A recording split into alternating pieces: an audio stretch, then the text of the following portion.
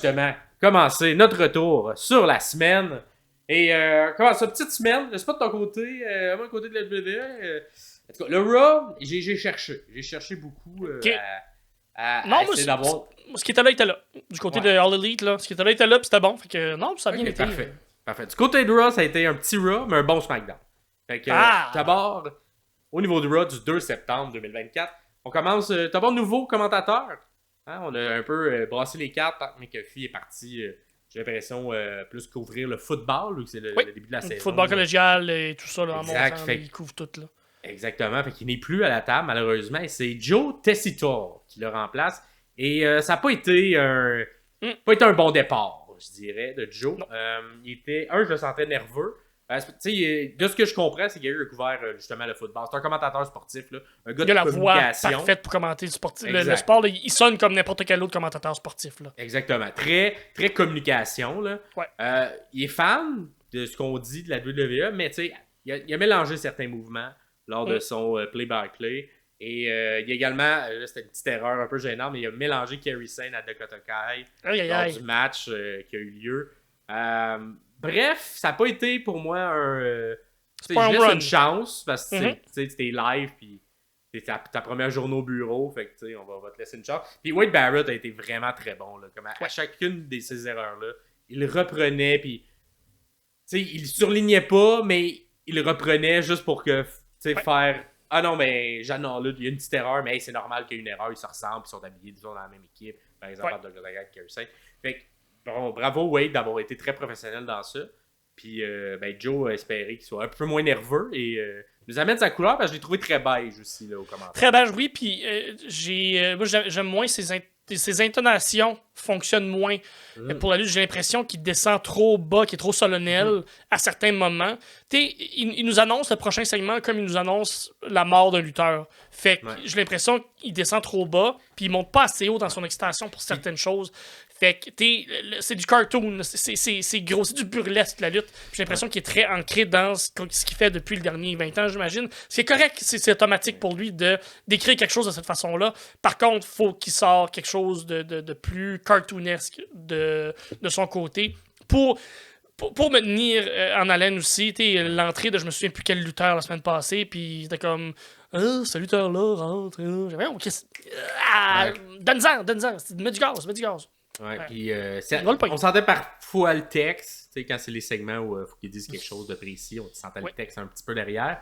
Et inversement, quand c'était les moments plus wow, il était comme too much versus ces moments plus normaux, justement. Fait que des fois, il était comme qu'il y a un gros mouvement, tout ça, il amenait ça comme dans le full pin, mais il est pas. Bref, c'était très saccadé, c'était très. C'était pas homogène. Fait que moi, je mets ça sur le dos de la nervosité. Puis c'est un autre. Il doit y avoir beaucoup de commentateurs sportifs qui font comme ben oui, c'est facile la lutte, mais c'est tout arrangé, puis qui arrivent là, puis qui font comme Chris, ok, il y a beaucoup de choses à gérer, puis il y a du monde qui te parle dans les oreilles pendant que tu parles, pendant que le lutteur là, puis l'écran devant toi, puis exactement, les commanditaires, les segments, c'est comme 18 segments à apprendre. C'est très compliqué, là.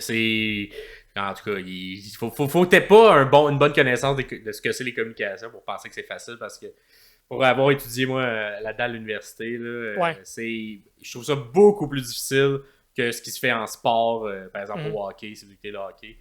Je connais un peu moins le football, là, comment ça fonctionne, les Premier League là, en Europe, fait que vous voudrez nous le dire, mais tabarouette que t'as du commanditaire au pied carré, t'as de l'information à donner, t'as des retours d'histoire, t'as présenter des personnages, faire de la description, c'est très très très complexe. Fait que c'est ça, on lui laisse une chance, mais c'est ça.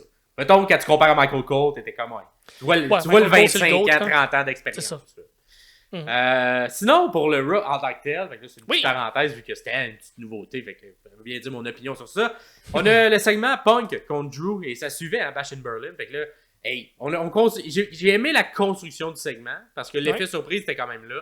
On en a jasé lors de notre retour de Bash in Berlin. On était comme est-ce que ça met fin à la rivalité entre CM Punk et Drew McIntyre? Ben écoute, Punk voulait. Punk, il voulait. Il était arrivé dans le ring, il était content, il avait son bracelet. Il est comme maintenant que c'est dans mon miroir arrière, Drew McIntyre, j'ai donné des GTS, ça a pu en finir. J'en avais dans les poches, j'en ai distribué à Drew partout. Là, me concentre sur mon prochain défi, puis par en avant, c'est Gunther. Gunther, je veux ta ceinture, je veux la ceinture, je veux devenir champion, je veux me réveiller CM Punk champion, ça fait longtemps que c'est pas arrivé. Et là, ça se termine comme ça, il célèbre, il va avec la foule est content, il est super over, va sur la table des commentateurs, et là, Drew McIntyre arrive. Je sais pas, il arrivait d'où, mais ça a quand même été surprenant parce que des fois, t'entends la foule réagir avant que ça arrive. Ouais, puis là, non, il est peut-être arrivé. pas loin, peut-être pas loin caché, parce que la foule a vraiment réagi juste quand il est arrivé à la caméra. Et se fait un bon vieux beatdown classique à la WWE. Fait que des gros Claymore. Là, t'as même Wade Barrett qui essaie d'arrêter Drew McIntyre. Il pousse Wade, même si c'est son ami. Il écoute personne. Les officiels arrivent. Il s'en fout. Fait des Claymore. Écoute, il en a fait 3 dans l'intérêt du segment. Après, Punk il retourne en ambulance. On s'en va à la pause. On revient de la pause. Et là, on sentait la petite... on a eu un segment semblable il y a à peu près 4-5 mois à la All Elite Wrestling avec les Young Bucks et Kenny Omega. Mais ça ressemblait beaucoup. Fait que là, il s'en va pour se faire mettre dans l'ambulance. C'est qui arrive pas? Drew McIntyre qui revient puis il frappe le monsieur qui a un collet cervical, qui saigne de la face. Pas fin, pas fin. Il est pas fin, mais il était intense. Il mettait ses doigts dans les yeux. La face qu'il a faite, ce visuel-là était quand même efficace pour Drew. Et écoute, ça repart de plus belle, cette rivalité-là. Fait qu'il va avoir un autre match. Bon, on va pas vous spoiler le prochain épisode, mais lors de Bad Blood, ça va être un match qui normalement est un match de fin de rivalité. Fait que j'ose espérer que ce sera le cas. Fait que on va voir le match 3. Fait que c'est 1-1 présentement entre les deux. Et qui va repartir gagnant de cette rivalité-là, cette première rivalité-là, on va le savoir. Mais j'ai quand même si c'est pas ce que vous voulez, j'ai trouvé le segment bien monté pour le justifier. Fait que, ouais. Je sais pas si t'es d'accord, mais... Ouais, absolument, absolument. Ok, parfait. Je suis tout là. Ensuite, on a eu il y avait des matchs de qualification pour qui va se rendre éventuellement à la ceinture de Braun Breaker. Fait qu'on avait un match de qualification entre Dragunov, Dominic Mysterio et Dragon Lee. Et là, écoute, je le mets dans les matchs de la semaine, mais on s'entend que ce Raw-là, il était très léger. J'aurais pu ne pas mettre de match au complet. C'est pas un match comme incontournable. J'ai pas vraiment de souvenir de ce match-là, vois-tu? À quel point ça m'a pas marqué. C'était pas très long. C'était pas très long, mais le mix, c'était le fun entre les trois. Ok, ben oui, c'est ça. Là, entre Dragunov, Dominic Mysterio et Dragon Lee. Exact. Puis le premier, comme 4... Avant d'avoir un pause, le premier 3-4 minutes, c'était intéressant. Voir les trois fonctionner, parce que c'est comme un mix qu'on n'a pas vu souvent. On a vu un petit peu Dominic et Dragon Lee là, à NXT, mais autre que ça, on les a pas tant vus. Et là, on a fait un classique. Les deux, on se met en équipe contre Dominic Mysterio en début. Il y avait une belle chimie également entre Dragunov et Dominic. Ça, j'ai vraiment apprécié ça. J'espère qu'on va avoir un programme. Mais j'ai l'impression en même temps que Dragunov, il y a des bonnes chimies avec beaucoup de gens. Là. Ah oui. Il est très bon dans le ring. Là. Plus je le regarde aller, plus je suis comme... c'est rare qu'il va sortir un mauvais match avec quelqu'un. Je double down sur ce que Pierre-Paul nous dit depuis déjà quelques mois. Dragunov, c'est un de ses préférés. Lui, il le met dans son top 3 des meilleurs lutteurs présentement. Top 3, je sais pas, mais il est dans le top 10 facilement présentement là, des meilleurs lutteurs. Puis je pense pas qu'il descende en bas de ça pour un bon moment là, parce qu'il en donne du bon produit. Absolument. Vraiment. Des beaux souplexes qu'on fait entre les deux, Dragunov et Dominic. Par la suite, une intervention de Carlito qui vient briser un peu le match. Priest, il arrive pour venir essayer d'égaliser parce qu'il était en rivalité avec l'entité du Judgment Day. Et là, Dom, pendant que Priest il gère Carlito, il essaie de faire un petit cheap shot à Priest, mais Priest il no-sell. Je sais pas, il no-sellait beaucoup, Priest, les dernières semaines. Ouais. Ils ont l'impression que ça. Peut-être. On veut le mettre un peu montre. Le garder fort. Ouais. Fait que là, il reçoit un petit coup de Dom, puis là, Dom il voit que ça marche pas avec Dom. Il part à courir, il s'enfuit vers la foule, puis on le revoit plus de l'entièreté du match. Fait que ça, j'ai trouvé ça un petit peu cheap comme manière de sortir. C'est comme une manière de le protéger. Ouais, mais ça marche pour Dom qui est un peu heureux, tu sais. Fait que... Ça marche, mais en tout cas, je comprends.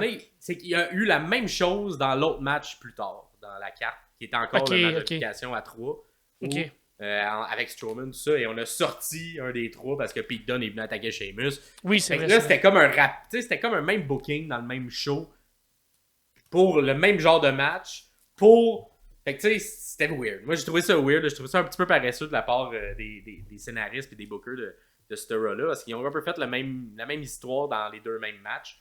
Fait que ça se finit avec un bon 1 contre 1 entre Dragon Lee et Dragunov. Et il y a Dragunov qui l'emporte, mais pas avec son finisher, pas avec le H-bomb, mais avec le uppercut un peu, tu sais, lancé un peu à la Cesaro, là. Espèce d'uppercut en se pitchant. Il a fait ça, puis il a réussi à faire le pin sur ça. Ben oui. Peut-être un nouveau finisher, un nouveau finish. Peut-être qu'on trouvait que c'était trop intense, ça avait trop d'impact, le bombage, puis on le gardait pour des ennemis plus forts. Peut-être. L'uppercut a suffi pour Dragon Lee. Et après le match, on a un respect. Tu dis la bombe H, excuse-moi. Ça m'a passé complètement par-dessus. Bravo. Bravo.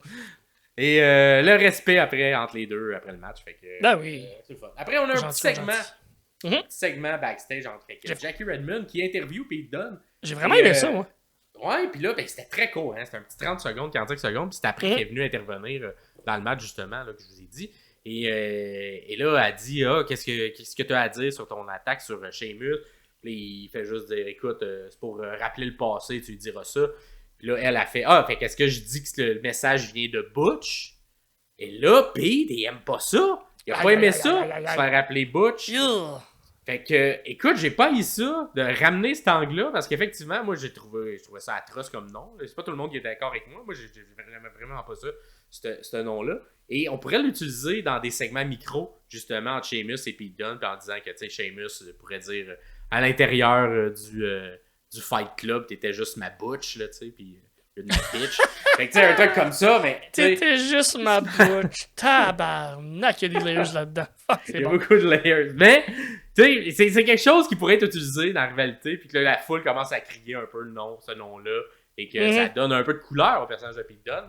Oui. Fait que bref, j'ai hâte de voir. J'ai l'impression qu'on le testait peut-être, vu que c'est un segment backstage, mais j'ai pas eu ça, moi. Fait que je vous le mets ici. Et c'est tout. C'est tout ce qui a marqué ce Raw-là, qui était quand même assez fade. C'est un Raw après un pay-per-view, fait que autant j'ai l'impression le go home avant il est très bon, j'ai l'impression le Raw qui suit est très moyen. Je pense que en fait, à partir d'aujourd'hui, à partir du 16 septembre, les Raw vont être 2 heures seulement. Parce que avec SmackDown qui revient à USA Network, je pense qu'on on met un peu moins de temps sur le Raw. Puis aussi parce que tout ce qui est deal télé, tout ce qui est l'argent et toute la transition vers Netflix, qui est sur Netflix, je sais pas si ça va être vraiment un 3 heures, mais si c'est vraiment un 3 heures, je sais pas à quel point il va y avoir des pauses aussi, parce qu'on s'entend un Raw de 3 heures. Des pauses, c'est de la lutte, mon gars. Ouais, s'il n'y a pas de pause en tant que tel, il va y avoir du commanditaire. Des Mills qui parlent avec une mascotte, là. Ça, ils vont en avoir, là. Ouais. Parce qu'un 3 heures de Raw, c'est un 2h10, 2h15 d'émission à la télé, moins les petits si on enlève les pubs. Bref, ça va tu auras un peu moins de job dans les semaines qui suivent parce que ça va être 2 heures de Raw et 2 heures de SmackDown. Donc, c'est pas mauvais, je pense, qu'on retourne vers un produit de 2 heures pour un petit bout. Le temps aussi que monsieur Tessie Torres, whatever, comment on dit son nom, s'habitue aussi. J'ai l'impression que 3 heures, c'est beaucoup de job pour lui, tandis qu'une heure et demie télé pour un 2 heures placé, c'est peut-être moins de job. Fait que ça reste à voir. On verra dans le futur ce que ça va donner. On va voir. Hey,